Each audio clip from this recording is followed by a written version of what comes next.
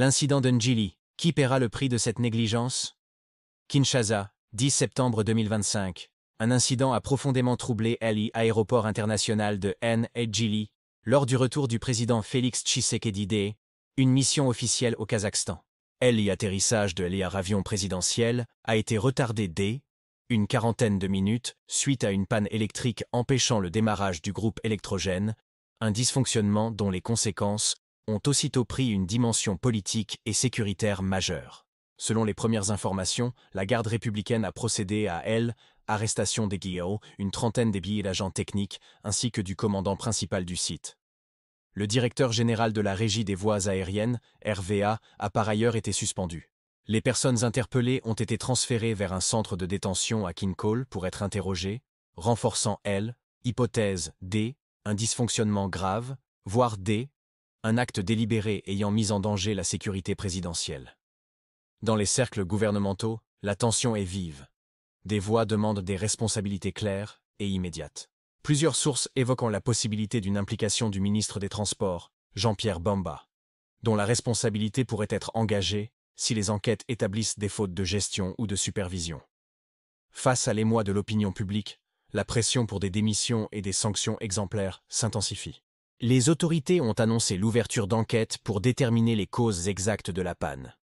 Des investigations judiciaires et militaires sont attendues afin d'éclaircir si l'incident est imputable à une défaillance technique, à une négligence ou à un acte volontaire.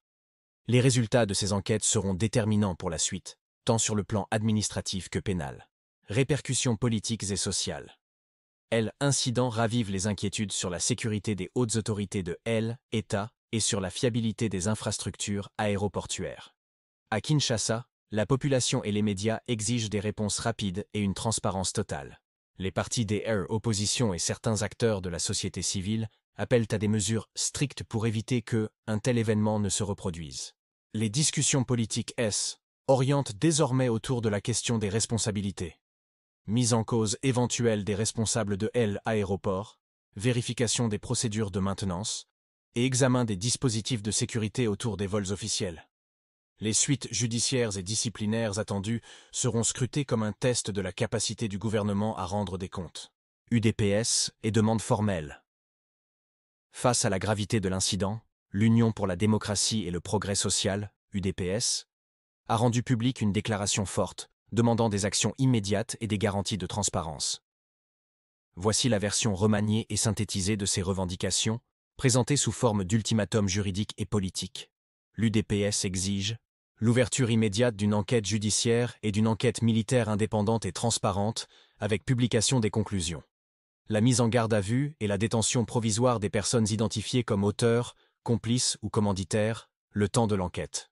La suspension provisoire et la mise à l'écart des responsables administratifs et sécuritaires de l'aéroport, en attendant les conclusions des enquêtes. Des poursuites pénales et disciplinaires rapides, assorties de sanctions exemplaires prévues par la loi, révocation, perte de fonction, inéligibilité, peine pénale le cas échéant. La constitution d'une commission d'enquête parlementaire chargée de rendre compte au peuple congolais. L'UDPS avertit par ailleurs que tout laxisme ou tentative d'étouffement sera perçu comme une complicité et fera, objet une dénonciation publique et actions politiques décidées. Le parti réaffirme que la protection du chef de l'État est un impératif national et appelle à la mobilisation des institutions pour garantir la sécurité de la République. Tension à l'Est, la mort du général Mouakou et l'ombre de l'infiltration. Sur un autre front, l'Est du pays est secoué par la disparition brutale du général de brigade Mouakou Mbouloukou Daniel, commandant de la 33e région militaire, décédé après un malaise récent. Sa mort suscite émoi et interrogations. Certains acteurs locaux y voient le prélude à un changement des équilibres et à l'arrivée de son adjoint, Olivier Gazita, désormais perçu par certains observateurs comme une figure controversée. Des voix locales et groupes armés évoquent une possible infiltration et un déplacement d'influence dans la région du Vira. Si ces allégations demandent vérification, elles contribuent toutefois à une atmosphère d'instabilité et d'inquiétude. Les autorités militaires et civiles sont appelées à clarifier la situation, à rassurer les populations et à prévenir toute escalade. En conclusion, l'incident de Njili et les événements militaires à l'Est illustre la fragilité de certains équilibres institutionnels en RDC. Les enquêtes à venir, leur transparence et les décisions qui en découleront seront déterminantes pour apaiser la colère publique et restaurer la confiance.